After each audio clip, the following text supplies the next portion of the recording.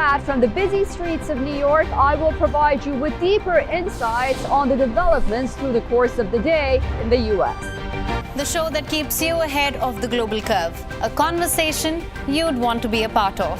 A place where news becomes an engaging exchange. We bring you stories that impact your present. This is World DNA. Join the conversation.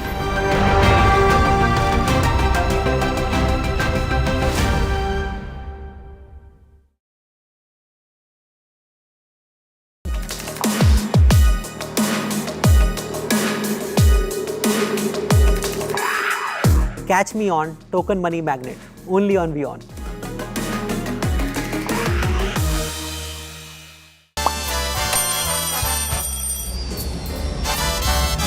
Vielleicht nur als 5%.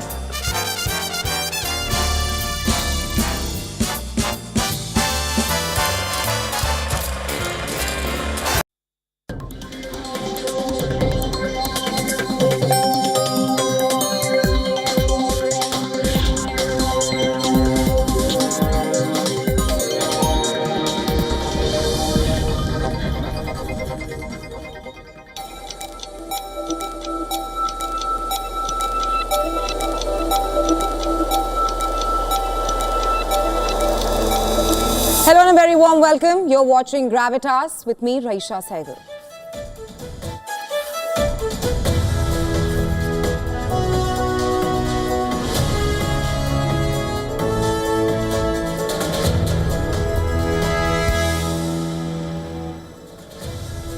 Our cover story tonight, 2 Jewish diplomats were shot dead outside Jewish Museum in Washington, D.C. The suspected shooter shouted "Free Palestine" before shooting the diplomats. This incident has sent chills across the Israeli missions worldwide, and the Israeli Prime Minister has called this an act of anti-Semitism. Also on the show, Israeli Prime Minister Benjamin Netanyahu has used Trump's Gaza plan as a condition to end the war and has clearly asserted that without these assurances, the war, which has killed 61,000 people, will continue. And from India, we will tell you how the Delhi Police Special Cell and Central Intelligence Agencies have dismantled an ISI-linked sleeper cell. All that and a lot more lined up on the show tonight. Let's get you started.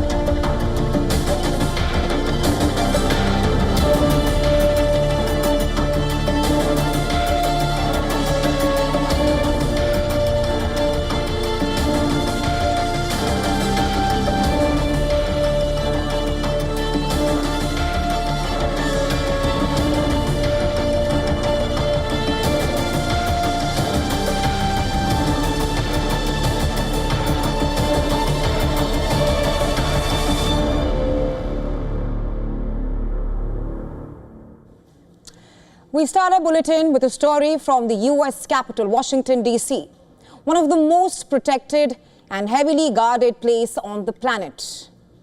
It was supposed to be a night of diplomacy, connection, and celebration.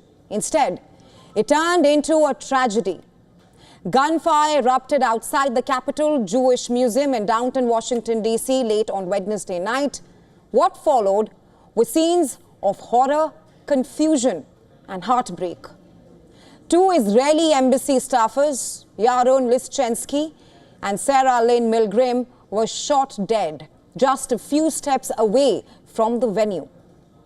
The suspected gunman, 30-year-old Elias Rodriguez from Chicago, has been seen loitering outside the museum, pacing, watching, waiting. Then, without warning, he opened fire with a handgun on a group of 4 people. Eyewitnesses say he later shouted "Free Palestine" while being arrested by the law enforcement. The suspect who was detained is 30-year-old Elias Rodriguez of Chicago. After the shooting outside the museum, he entered inside and then was detained. 2 people who were inside the museum at the time told the Associated Press that they heard at least 10 gunshots. Afterward, they saw the shooter inside the museum. He was wearing a red keffiyeh, which is a traditional Middle Eastern headdress. And while he was being detained, they told us that he shouted, "Free Palestine." In the chaos, Rodriguez, the suspected attacker, was briefly mistaken as a victim and allowed entry into the building before his true role in the tragedy was revealed. We heard between 10 to 15 gunshots, roughly. I don't know the exact number. And all of us were a little bit startled, but, you know, I'm from D.C., so gunshots are not pleasant, but not something I've never heard before. And the security guard happened to let this guy in. I guess they were thinking that he was a victim. And he was covered in rain. He was clearly in trauma. He was in shock. And, you know, some of the people at the event brought him water. They sat him down. "Are you okay? Were you shot? What happened?" And he's like, "Somebody call the cops." As the details emerged, a more tragic tale came to light. Lyschensky worked as a research assistant at the Israeli embassy. He moved to Israel from Germany at the age of 16. He was also a passionate photographer, while Sarah Milgram worked at the Israeli embassy's Department of Public Diplomacy. She was an American citizen. It has now been revealed that Lyschensky had bought an engagement ring and was just days away from proposing to Milgram during their planned trip to Jerusalem. The couple that was gunned down tonight in the name of Free Palestine. It's a young couple about to be engaged. The young man purchased a ring this week with the intention of proposing to his girlfriend next week in Jerusalem. They were a beautiful couple who came to enjoy an evening in Washington's Cultural Center. The shooting comes at a time of deepening global unrest. Israel's war with Hamas in Gaza continues, while ceasefire efforts remain stalled. The Jewish community, both in America and globally, now finds itself staring at the ugly face of violent anti-Semitism once again. The shooting comes at a volatile moment as fighting rages in Gaza and diplomatic efforts to broker a ceasefire are deadlocked. This incident has heightened fears for Israeli diplomats and Jewish communities worldwide. Israel's foreign minister called the shooting a direct result of toxic anti-Semitic incitement that has surged since the October 2023 Hamas terror attack. This is what happens when leaders in the world surrender to the Palestinian terrorist propaganda and serve it. The statements and attacks blame Israel instead of Hamas. Hamas started the war on October 7th, is solely responsible for the war's continuation, and is solely responsible for the suffering of Israelis and Palestinians alike. Israeli Prime Minister Benjamin Netanyahu ordered security measures to be stepped up at Israeli diplomatic missions worldwide, while Israelis say they don't feel safe anywhere. It's very sad to see that it's become a day-to-day event that all over the world, in Israel and all over the world, you hear about terror attacks on Jews and on Israelis, and it's constant and it never gives up. Jews don't feel safe anywhere. The reasons why these attacks happen is there's anti-Semitism and hatred of Zionists, of the will of Jews to live. That's the base of it. And any fighting between Jews is not the reason why other people want to attack Jews. First foreign head of state.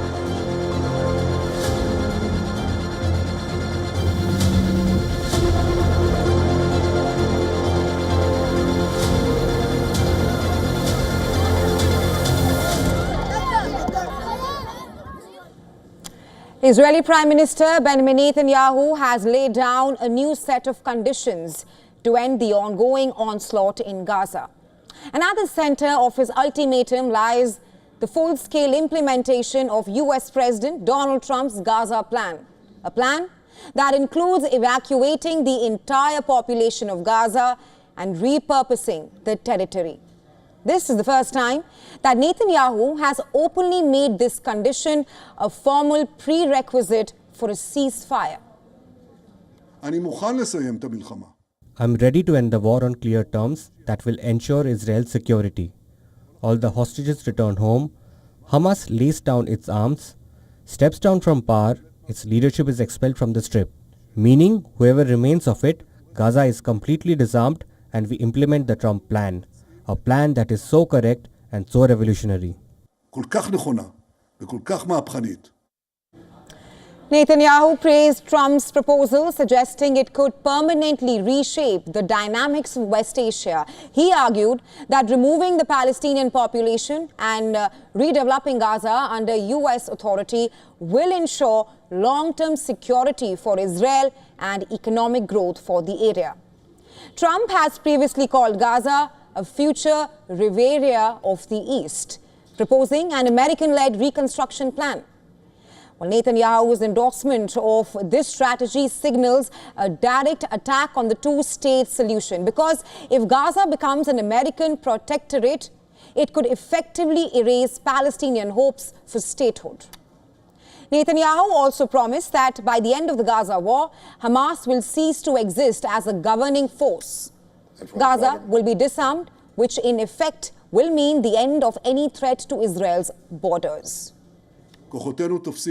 Our forces are capturing more and more territories to clear them of terrorists and Hamas's terror infrastructure. And at the end of this process, all of the Gaza Strip will be under Israeli security control and Hamas will be completely defeated.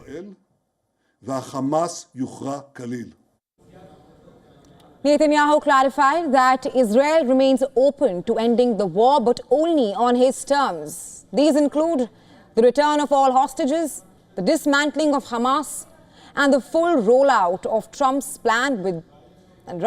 Without all these assurances, Netanyahu made it clear that the war in Gaza that has killed at least 61,000 people, by some estimates, will continue. On the possibility of a truce to allow for more returns of hostages, Netanyahu said he was ready for a temporary ceasefire. If there is an option for a temporary ceasefire to free additional hostages, and I emphasize, a temporary ceasefire, we'll be ready.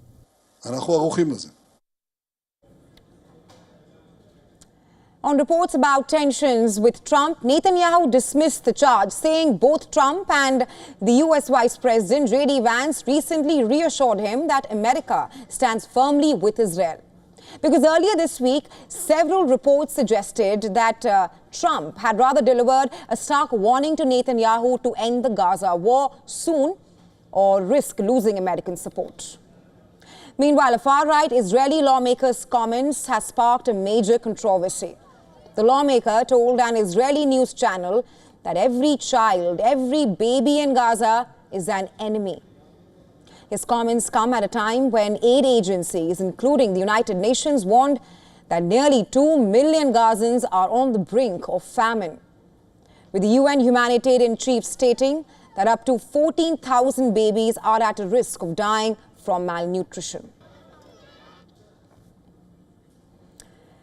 In other news, the Delhi Police Special Cell and Central Intelligence Agencies have dismantled an ISI-linked sleeper cell that was allegedly preparing for a massive terror strike on Indian soil. Officials believe that this plot was in motion even before the recent Pahalgam terror attack. The breakthrough came with the arrest of a key suspect, Ansar-ul-Mian Ansari, a Nepali origin agent working on the instructions from Pakistan's ISI. Officials arrested him from a hotel in New Delhi during a joint operation that unfolded between January and March this year. Well, Ansari crossed into India through Nepal, an old but a repeated tactic often exploited by Pakistan-backed elements. Officials say Ansari was on the verge of fleeing back to Pakistan when he was nabbed during interrogation, and Ansari admitted he was tasked with sending military secrets across the border. Forensic experts confirmed that the materials found on him were not just confidential, they were sensitive documents belonging to the Indian Armed Forces. During the interrogation, Ansari also disclosed information about the ISI's extensive espionage network. Ansari used to drive a cab in Qatar, and that's where, according to intelligence officials, he first encountered his ISI handler. And what followed was a journey into Pakistan, where he was allegedly indoctrinated and trained before being deployed to India. Based on Ansari's statements, security teams raided Ranchi and also apprehended another suspect identified as Akhlaq Azam. Azam allegedly played a crucial role both in assisting Ansari and also in gathering information and documents and then relaying them to handlers across the border. It's important to point out that Nepal has a major history in ISI operations. Nepal shares a long border with India, with some parts unguarded, making infiltration easier. Its proximity to states like Bihar, Uttar Pradesh and West Bengal also provide easy access routes. And Pakistan's spy agency has long used Nepal as a launch pad, not just for moving operatives, but also for pumping in counterfeit Indian currency. The Mumbai 26/11 investigation also flagged Nepal's role. While the attackers came by sea, it said logistics support reportedly flowed in through the Nepal route. Besides Nepal, Pakistan's terror footprint is also expanding in neighboring Bangladesh. Late last month, the nexus of the Bangladeshi government with the Pakistani terror group Lashkar-e-Taiba was exposed. That's after a law advisor to Mohammad Yunus held a meeting with an LET operative in Dhaka, just mere days after the Pahalgam terror attack claimed by the Resistance Front and LET proxy. These activities has gone up in Nepal, but particularly in the Tarai regions. There are different actors coming from different countries, and Nepal definitely has to pay much attention to the activities which have been taking place in the southern part of Nepal. Let's tell you what else is lined up for you on the show tonight. We will tell you about US President Donald Trump's Oval Office ambush diplomacy, and this time with the South African President Cyril Ramaphosa. What actually happened? And is this a warning shot for other world leaders to come prepared when they meet Trump?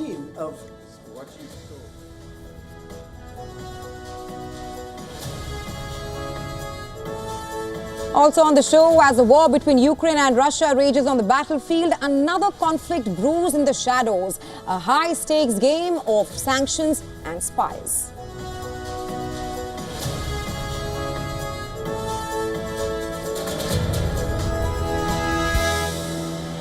And finally, on the show, we'll tell you how bird flu is no longer just a threat to birds. It is now killing cats at a staggering 90% fatality rate.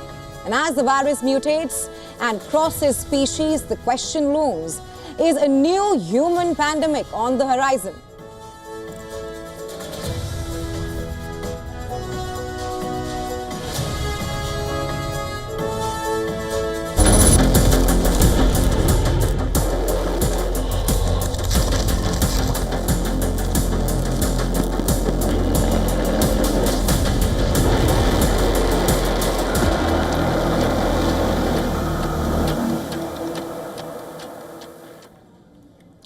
US President Donald Trump is not only doubling down on America's missile defense, he is also expanding America's nuclear arsenal.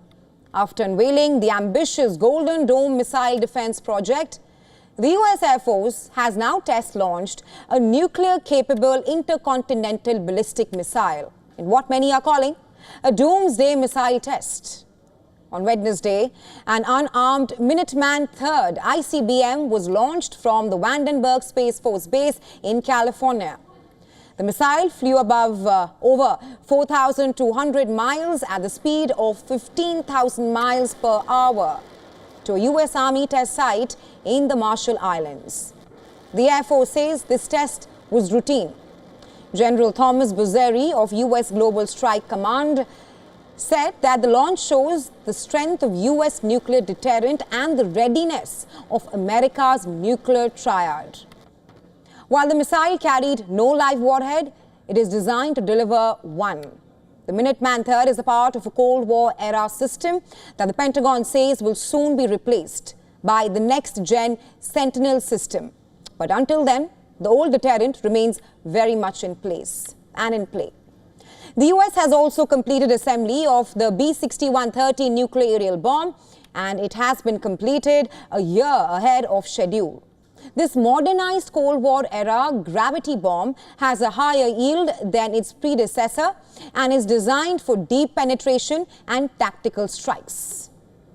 US Secretary of Energy Chris Wright praised the milestone, saying it strengthens America's hand against today's global threats and supports what he calls Trump's peace through strength agenda. The B-6113 can only be delivered reportedly by strategic bombers and will remain based within the continental US. According to US officials, it provides new strike options against hardened or large military targets.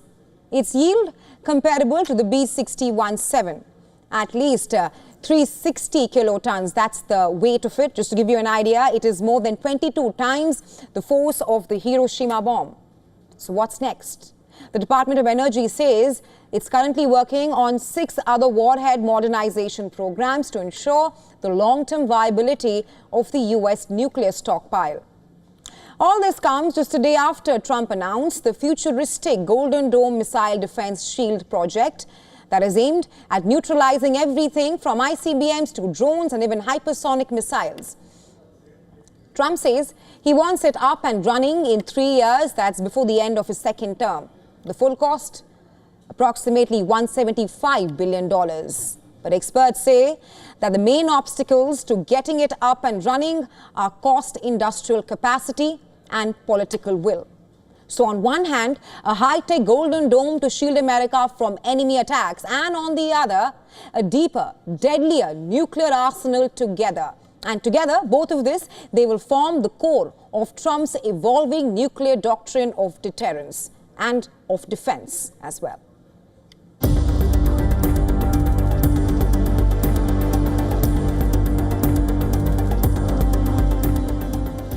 Look, here's burial sites all over the place. These are all white farmers that are being buried.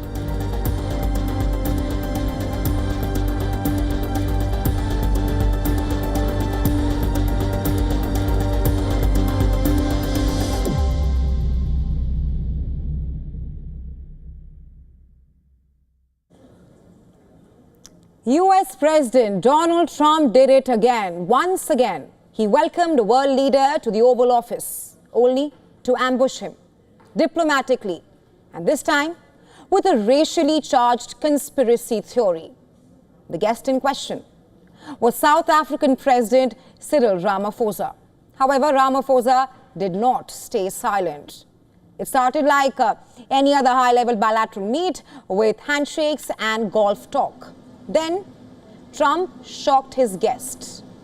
Trump asked an aide to dim the lights and play a video that purportedly paints South Africa as a land of violence against white people. How was your meeting with the Pope's brother yesterday? Great. Fantastic guy. Thank you very much. Thank you. And they're fleeing South Africa, and it's a very sad thing to see.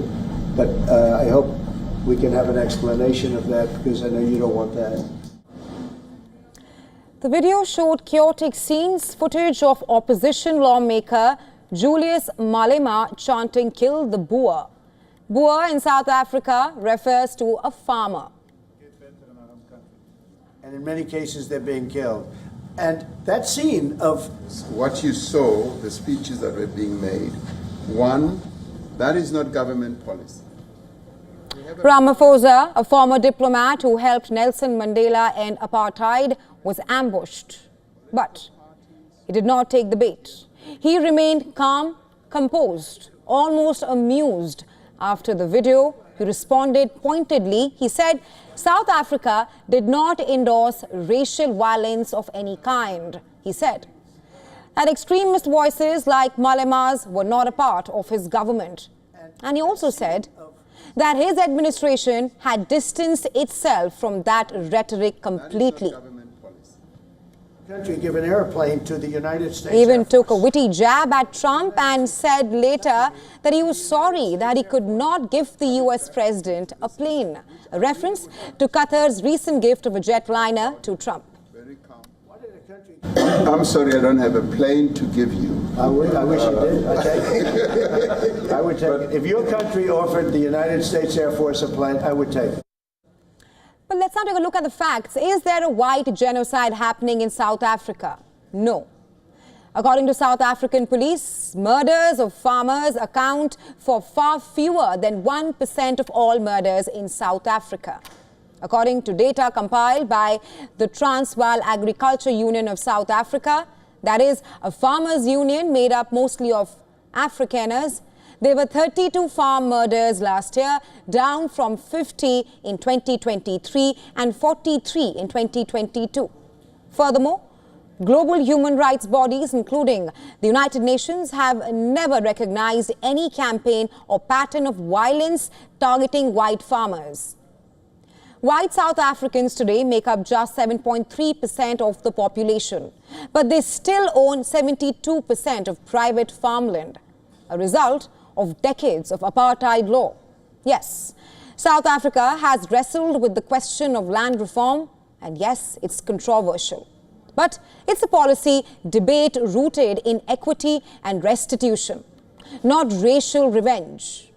US President Donald Trump, on the other hand, fast-tracked asylum for white South African refugees, while in the past closing the door on black migrants from countries like Somalia and Sudan. In a major escalation, Russia intercepted Ukrainian drones that targeted the Moscow airport. Halting flights, Russia has been unleashing drone swarms over Ukrainian cities, marking one of the most substantial aerial assault attempts since the war's inception. This surge in drone activity underscores the intensifying technological warfare between the two nations. The next report telling you more.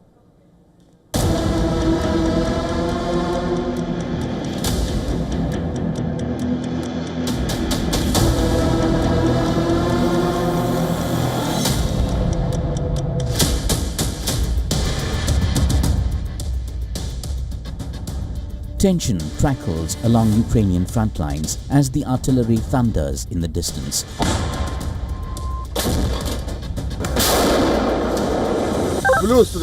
Ukrainian soldiers have had their eyes fixed on the horizon for a new weapon looming over the fast-changing, brutal and terrifying battlefield. Russia has unleashed a new wave of warfare that is as devastating as it is unpredictable. Thermobaric drones. These aren't just ordinary UAVs, they are flying bombs engineered to generate massive pressure waves and searing heat that can turn concrete fortresses into dust and leave entire districts in flames. In recent weeks, Russia has launched barrages of over 200 drones in a single night, mixing in ballistic missiles and guided bombs to maximize the chaos.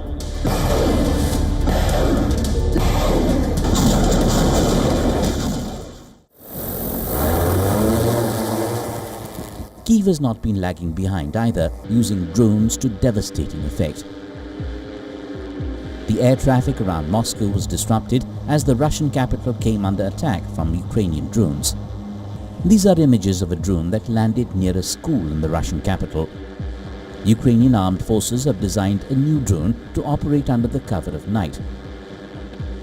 Called the Vampire, it carries up to 15 kilograms of munitions and is highly effective against moving and static enemy targets. Vampire drone is manufactured in Ukraine and therefore is not dependent on foreign parts and munition. Munition and parts for Vampire drone can be produced in Ukraine.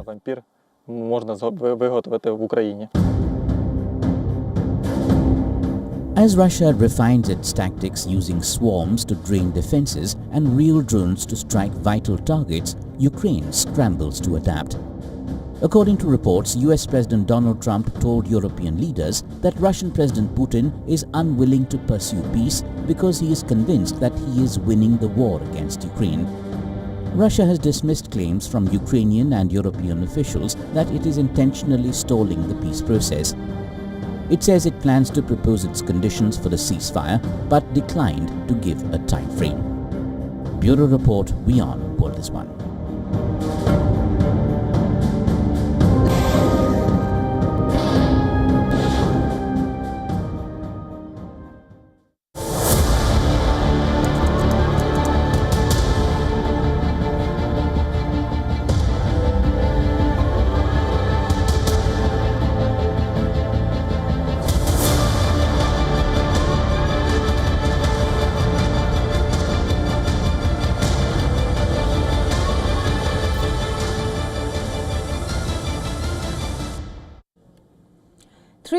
Since it began, the Russia-Ukraine war rages beyond the battlefield.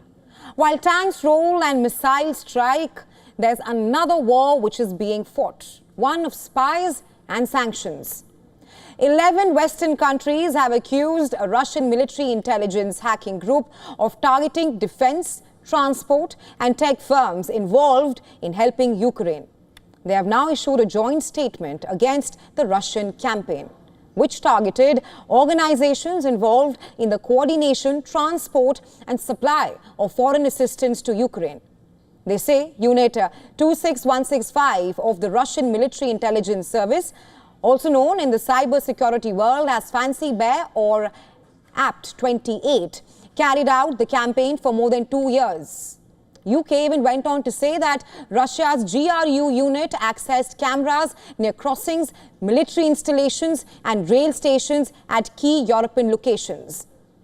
The MI6 Secret Service further alleged that Russia tried to hack into border security cameras to spy on and disrupt the flow of Western aid entering Ukraine. But how is the West responding to all of this? With tools of economic warfare. The European Union is readying a fresh round of sanctions against Russia after leaders threatened Moscow with a massive economic punishment for not agreeing to a ceasefire in Ukraine. Remember, after the 2-hour phone call between the US President Donald Trump and his Russian counterpart Vladimir Putin, Trump said that the ceasefire talks will begin immediately. However, Moscow has not set a deadline for next steps. Since Russian tanks rolled over Ukraine's border 3 years ago, the EU has sought to hurt Moscow's war effort with unprecedented sanctions. In the latest, the European Union approved a 17th round of sanctions package against Russia. However, all these sanctions have failed to collapse Russia's economy. Despite several rounds of talks, there's still no ceasefire in sight. And while diplomats posture and economies brace for retaliation, the true battle rages behind the screens. Hackers versus firewalls, secrets versus counterintelligence.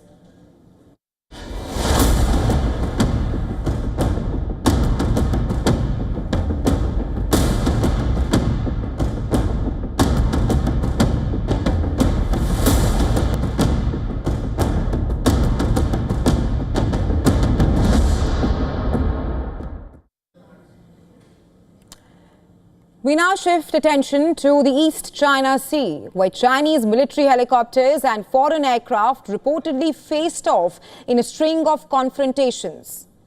According to Chinese state media, the PLA recorded 11 aerial incidents over 10 straight days. These mid-air encounters reportedly brought helicopters from both the sides within a mere 10 meters of each other, a distance that leaves zero room for error. Although Beijing has not named the foreign military involved, the Chinese state media report described them as deliberate provocations. The incidents reportedly involved a pilot from the PLA's Ground Forces Aviation Corps operating under the Eastern Theatre Command, the division responsible for military operations in the East China Sea and across the Taiwan Strait. It is worth noting here that the PLA ground forces helicopters typically don't engage in maritime interceptions due to their limited operational range. The PLA Z-19, the light reconnaissance and attack chopper believed to be used in these face-offs, only has a radius of around 200 to 250 kilometers. And this suggests that these confrontations likely occurred very close to China's coastline. A PLA pilot claimed that he spotted the foreign helicopter amid low visibility and determined that it had been launched from a nearby warship. He added that the same aircraft returned the next day, prompting a pursuit above the clouds. In recent years, Chinese and foreign militaries have routinely come face to face in these contested skies and waters, often dangerously very close. Well, the East China Sea is an important, vital body of water bordered by several key countries. To the west, it touches the eastern coastline of China. To the north lies South Korea, and to the east, Japan's southern islands. To the south, Taiwan claims sovereignty over some islands.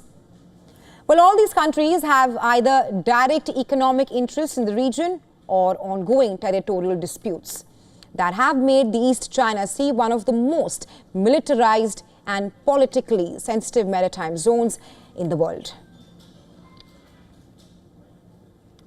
US President Donald Trump's first big legislation of his second term, his big tax bill, has cleared the US House of Representatives in a late-night vote. But what does it mean for India and for Indians? For Indian nationals staying in the US, sending money back home could now burn a hole in your pockets. The bill, dubbed One Big Beautiful Bill Act, that's what the bill is called, proposes a 5% tax on all international money transfers made by non-immigrant visa holders and green card holders. When passed as a law, it would withhold 5% of the remitted amount at the point of transfer. No exemption threshold limit has been set yet, which means it would even apply to transfers of small denominations. This could majorly impact Indian households and exert downward pressure on the Indian rupee. Well, coming back now to how it impacts the immigrants. Well, in multiple ways. First, it provides $46.5 billion to revive construction of Trump's wall along the US-Mexico border and an infusion of $350 billion for his deportation agenda. And these, by the way, are not just true for illegal immigrants, but also those living legally in the US. Now, as far as Indians are concerned, the law could be a massive financial blow to nearly 4.5 million Indians living in the US, including nearly 3.2 million people of Indian origin. And according to a remittance survey published by the Reserve Bank of India, the Indian community may have to reportedly pay $1.6 billion as remittance tax. And that's huge and comes at the risk of even destabilizing the Indian currency. This perhaps could be hard-hitting for millions of Indian families in states like Kerala, Uttar Pradesh and Bihar who rely on remittances to cover essential expenses like education, healthcare and housing, among others.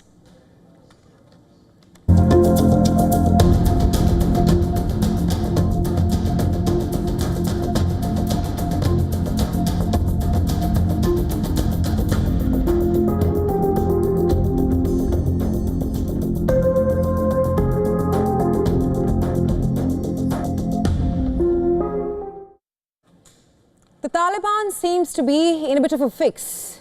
We say that because on the one hand, its strained ties with Islamabad is pushing it to lean towards India. On the other hand, Taliban leaders have been engaging with counterparts from Pakistan and China for regional stability and increased economic connectivity and even cooperation amid what seems to be a balancing act. The Taliban is reportedly eyeing an India-managed port to facilitate its global trade and also reduce reliance on Pakistan.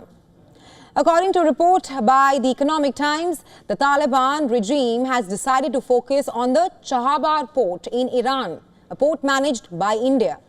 Not just that, it is also considered to join the International North-South Transport Corridor, or INSTC, which is the ship, rail and road route for moving freight between India, Russia, Iran, Europe and Central Asia, perhaps serving as an important link to the Chahabar port. This is apparently in a bid to reduce Afghanistan's dependence on Pakistani ports. This is extremely important, extremely significant, as the port plays an important transit between Iran, India and Afghanistan, the progress on which has somewhat stalled after the Taliban took control of Kabul in 2021. But as differences between Kabul and Islamabad widen owing to a slew of factors, including the latter expelling Afghan refugees, the Taliban has now started leaning towards India and Iran, thus bringing the port back to focus. In May last year, India and Iran struck a 10-year deal for the management of the Chahabar port, which is Iran's first deep-water port located about 72 kilometers from China-run Gwadar port in Pakistan. This creates a direct sea trade link between India and Afghanistan, bypassing Pakistani port of Gwadar and Karachi altogether. Well, Taliban's turning its attention back to the Chahabar port project. It is also being viewed as the group asserting its independence from Pakistan. So, how is India responding to this? Positively so far. Of late, the ties between New Delhi and Kabul seem to be improving drastically. In the latest, India's External Affairs Minister Dr. S. Jaishankar and Afghanistan's Acting Foreign Minister Amir Khan Muttaqi have agreed to advance bilateral cooperation in several areas. Addressing a press briefing, MEA spokesperson Randhir Jaiswal said Jaishankar had clarified it will not allow Pakistan to act as a spoiler in ties between India and Afghanistan. And this comes after both the leaders met recently, marking the first formal engagement between an Indian and a Taliban minister since 1999. In the last few weeks, India has also amped up its diplomatic outreach, and that's in the aftermath of the Pahalgam terror attack and its military strike Operation Sindoor on May 7th to amass Taliban support amid worsening ties with Islamabad. However, this is being taken with a pinch of salt by China, the country which seems to be the most threatened by this. China is persistent on its efforts to broker peace between Kabul and Islamabad. On May 20th, the Deputy Prime Minister and Foreign Minister of Pakistan, Mohammad Ishaqdar and Muttaqi, convened in China for a trilateral consultation with China's Foreign Affairs Minister Wang Yi, with the three sides reaffirming their commitment to develop their ties. They also agreed to expand the China-Pakistan economic corridor to Afghanistan. However, the challenges remain, and it all now boils down to India, if it can perhaps reap the benefits of its ties with the Taliban and further its strategic interests, while also walking very carefully. While we are on the Taliban, the United States Secretary of State Marco Rubio has said that the classification of the Taliban as a foreign terrorist organization is now under review. Rubio said that the State Department is weighing the designation attached to the Taliban as a part of a broader reassessment of U.S. policy towards Afghanistan. He added that while recent diplomatic efforts have secured the release of some detained Americans, concerns over Taliban's ties to Al-Qaeda and other armed groups, and thus the persisting threat factor still remains. We're clearly aware of who they are and what they've done in the past. We'd like to see more cooperation from them on Al-Qaeda and other elements in the country that we'd like to see targeted. So I think that's part of a tool set the president has as leverage to increase cooperation on their part. Recently, U.S. Defense Secretary Pete Hegseth ordered a comprehensive review of the United States military withdrawal from Afghanistan in 2021, which paved the way for the Taliban takeover. Currently, The Taliban are not listed as a foreign terrorist organization by the US State Department. However, the group is subject to US sanction under executive order. This also comes at a time when India, along with China and Pakistan, they have been seen making outreach efforts towards Afghanistan's rulers. And as far as the US is concerned, it has refrained from having any diplomatic presence in Afghanistan for security issues. Rubio also emphasized US President Donald Trump's ongoing interest in preventing Afghanistan from becoming a staging ground for attacks against the US. Meanwhile, a bill was also highlighted seeking to block US taxpayer dollars from benefiting the Taliban, which could be collecting up to $5 billion annually from foreign aid and other revenue sources.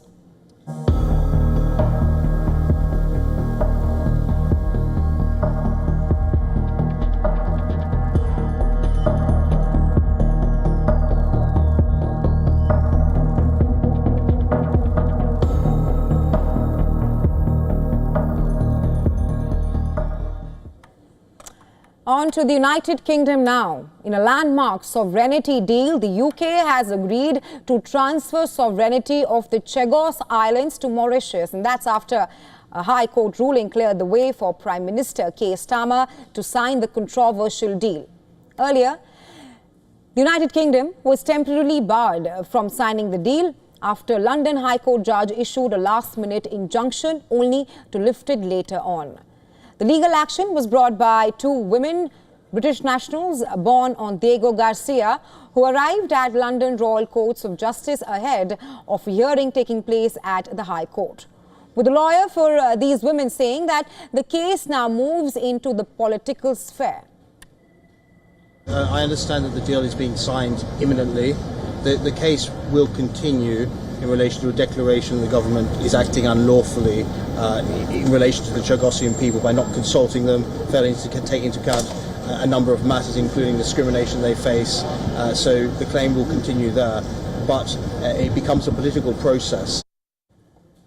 The deal, first announced in October, sees the UK ceding sovereignty of the Chagos archipelago to Mauritius, while retaining control of the strategic US-UK military base on Diego Garcia, which is the largest island under a new 90-year lease.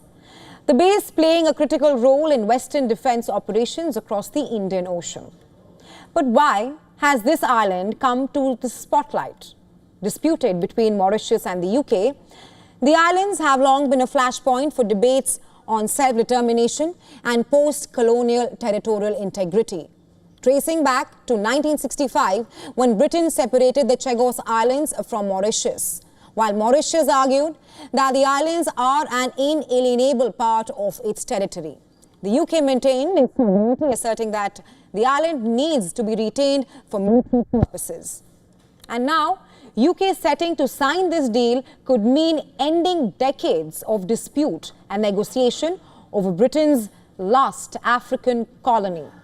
As per a Reuters report, the UK government endorsed the deal as the right decision to protect the British people and the country's national security.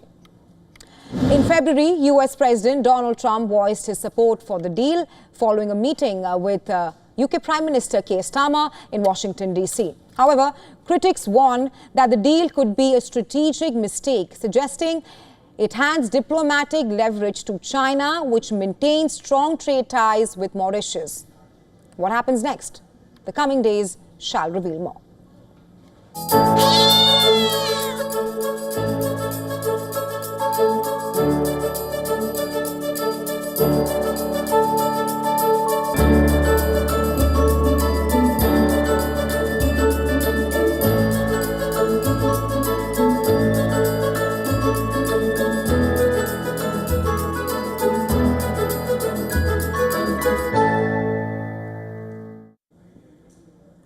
Bird flu is now infecting cats at a surprising rate, and it's evolving fast enough that scientists are now warning of a potential future pandemic that could affect humans. A first-of-its-kind global review done by researchers from the University of Maryland School of Public Health has uncovered over 600 cases of bird flu in cats worldwide. That's over the last 20 years. They range from household pets to tigers in zoos. More than half of those cases were fatal. According to Dr. Christine Coleman, the lead author of the study, the virus has evolved. It's now jumping from birds to cats, cows to cats, and even between cats. She warns that with summer approaching worldwide, cases are likely to rise again, both on farms and in the wild. Cats are catching the bird flu in several ways: by eating infected birds, raw chicken feed, or even drinking raw milk from infected cows, that is. The virus is also spreading between mammals, such as pet cats infecting other pets, or tigers passing it to other big cats. The symptoms in infected cats are severe, to name some: brain swelling, fever, and aggression. Many of these cases are mistaken for rabies. The most deadly strain of bird flu, that is the H5N1, now reportedly makes up the majority of infections in domestic cats and has a current case fatality rate of 90%. In humans, bird flu is slightly less deadly but still serious, killing around half of the 950 people who have been infected globally. And since April 2022, the US has reported 67 human cases and 1 death. What's worrying is that cats are rarely tested for bird flu. In most cases, the diagnosis happens only after death. Experts believe the real number of infections may be much higher. Scientists are especially worried about outbreaks in animal shelters and places where cats live in close quarters. If the virus enters shelters, it could spread rapidly and potentially infect humans, similar to a bird flu outbreak in New York City in 2016. So far, there are no confirmed cases of bird flu spreading from human to human, but researchers warn that as the virus continues to mutate, it may eventually become airborne, and that could change everything. Future research will focus on testing high-risk cat populations, especially farm cats, in the future. Are we living in a world of false comfort? We trust our technology, our satellites, our telescopes. We believe that they can help us see every threat that is coming our way at our Earth. But yesterday, a cosmic bullet whizzed past our planet, and almost no one and none of our telescopes had seen it coming. Our next report telling you more. Asteroid. Silent, ancient, and unpredictable. Lurk in the vast darkness of our solar system. These cosmic wanderers are not just relics of creation. They are potential planet killers, capable of ending life as we know it in a single catastrophic strike. Humanity's confidence in its technology is misplaced. For all our telescopes, satellites, and observatories, we know shockingly little about the rocks hurtling past our fragile world. On May 21st, we got another wake-up call. A house-sized asteroid, designated 2025 KF, hurled past Earth at a blistering 41,600 kilometers per hour. At its closest approach, just 115,000 kilometers away, less than a third of the distance to the Moon. It zipped past our planet at 17:30 GMT on May 21. That's a cosmic near miss, a hair's breadth in astronomical terms. The most unsettling detail, we only spotted 2025 KF 2 days before its flyby. Despite a global network of sky-watching technology, this 32 to 75 foot wide space rock was discovered by astronomers in Chile's Atacama Desert on May 19. It slipped through the cosmic net until it was almost upon us. Had it been bigger or on a collision course, the warning would have come far too late. NASA assures us that 2025 KF posed no threat if it would have burnt up in Earth's atmosphere, if it had struck, but the late discovery is a stark reminder of how vulnerable we remain. There are nearly 40,000 known near-Earth asteroids, and about 4,700 are classified as potentially hazardous. Many more, like 2025 KF, are still hidden in the dark. Our planet's safety depends on constant vigilance and faster detection. But as yesterday's close shave proves, the universe is full of surprises. And the next asteroid may not give us a second chance. Bureau Report, WION, World is One.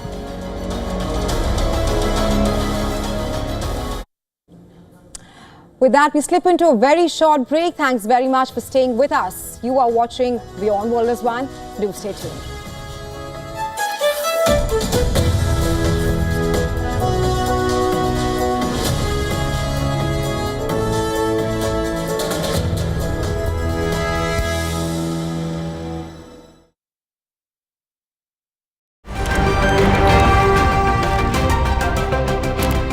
Ready to dive into your daily dose of news?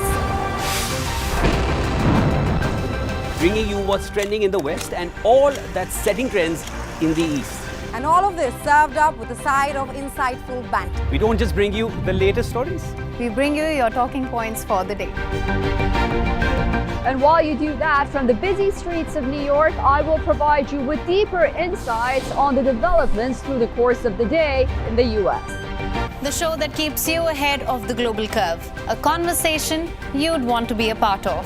A place where news becomes an engaging exchange. We bring you stories that impact your present. This is World DNA. Join the conversation.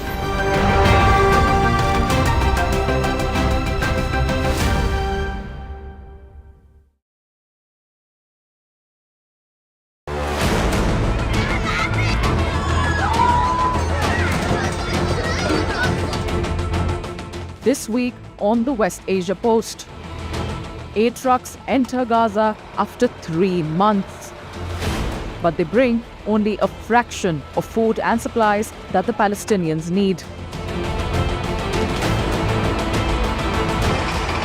As voices against Israel's Gaza operations grow louder, the Israeli Prime Minister vows to bring all of the Strip under his control.